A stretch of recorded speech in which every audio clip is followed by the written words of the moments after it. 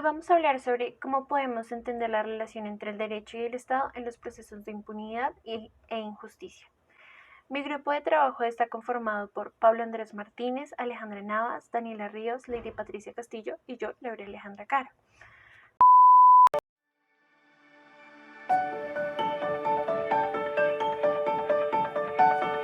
¿Cómo podemos entender la relación entre el derecho y el Estado en los procesos de impunidad e injusticia? Principalmente hay que hablar sobre el derecho y el Estado como uno mismo descrito en una sociedad. El derecho son pautas y normas que rigen un Estado y un Estado es una sociedad organizada en donde se presentan pautas y normas.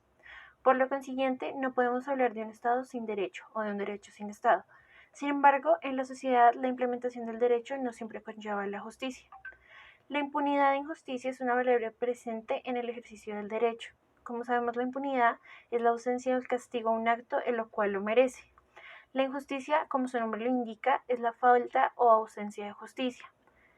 La justicia e impunidad es un resultado posible del ejercicio del derecho al implementarlo de forma por falta de ciertas variables.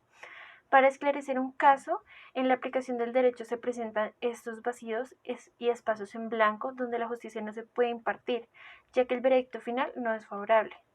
Por consiguiente, la existencia de la injusticia o la impunidad en la implementación del derecho es una variable de la cual se puede presentar.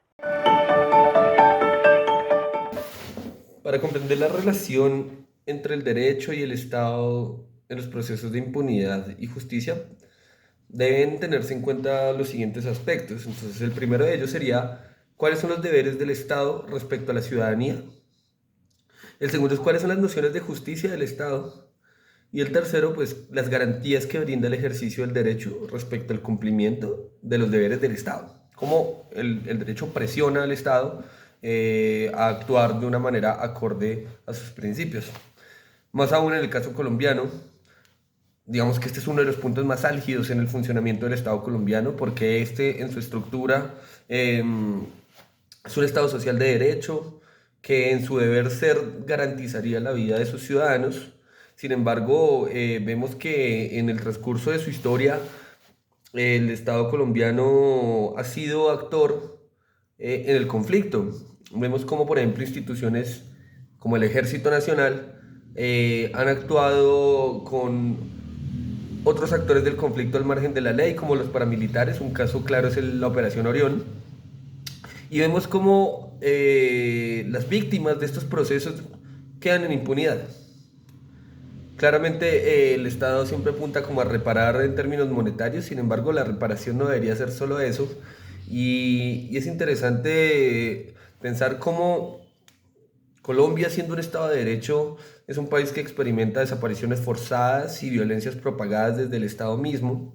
En estas situaciones donde uno dice, el papel del derecho respecto a estas situaciones de impunidad debería ser como una herramienta garante de presión social y también de presión jurídica, normativa y sistémica al Estado para que actúe conforme debería actuar, para que repare como debería reparar y para que prevenga lo que debería prever.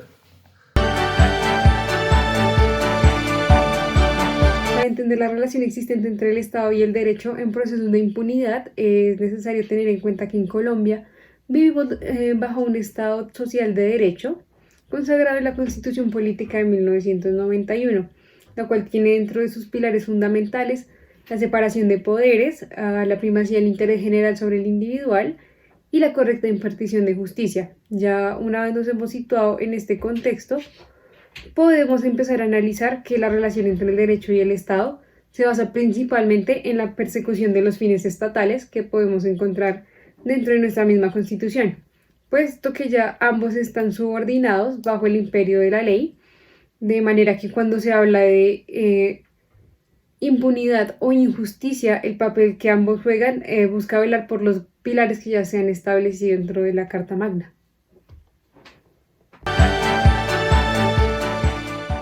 Así es, Colombia ocupa el quinto puesto en los países de América Latina con el índice global de impunidad en el 2017, solo detrás de países como Venezuela, Perú, México y Brasil. en el octavo ámbito internacional de los 59 países que se pudieron medir en este global de impunidad.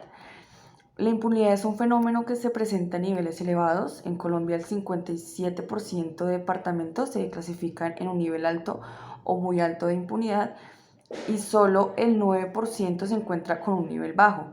El índice global de impunidad de Colombia existe una concentración atípica de personal de la Fiscalía General de la Nación y de la Policía Nacional en departamentos productores de petróleo y con presencia de actores armados organizados. Adicionalmente, existe organizaciones atípicas de estos en los departamentos con el mejor desempeño. Son de la justicia, son San Andrés y Cundinamarca. Asimismo, podemos ver reflejado la relación que hay entre el derecho y la impunidad que hay en Colombia en el libro Cómo nace el derecho de Francesco Carneluti, que nos explica que la sociedad está pasando por un momento de crisis de la ley o de la ciencia del derecho mismo, ya que existe una inflación legislativa y por lo tanto una desvalorización de la misma norma en la sociedad.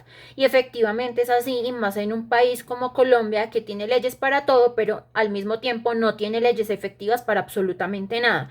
Hay una inflación de toda la rama jurídica que hace que los delitos queden impunes y la sociedad quede a merced de la injusticia o la delincuencia. Nos meten miedo para vendernos seguridad. Al igual que no solamente es la inflación de la propia rama judicial, sino los fallos que tiene esta a la hora de actuar y su relación con el estado en el que vivimos. Por ejemplo, la libertad de vencimientos de términos, la falta de recursos para recoger evidencia probatoria, la corrupción que nos impera, la escasez de cárceles y de una correcta resocialización de las personas que se encuentran privadas de su libertad, las amenazas a los partes, a los jueces y a los testigos. Aparte de eso, según la Fundación Nidia Erika Bautista, hay más de 120.700 víctimas de desaparición forzada, más de 6.402 casos de los mal llamados falsos positivos, más de 3.877 casos de feminicidios registrados hasta el momento, 91.423 víctimas de hurto, más de 650 líderes sociales asesinados y de todos estos aproximadamente solo el 13% recibe justicia. Entonces, con base a esto nos podemos preguntar, ¿la ley actúa para la víctima o el victimario?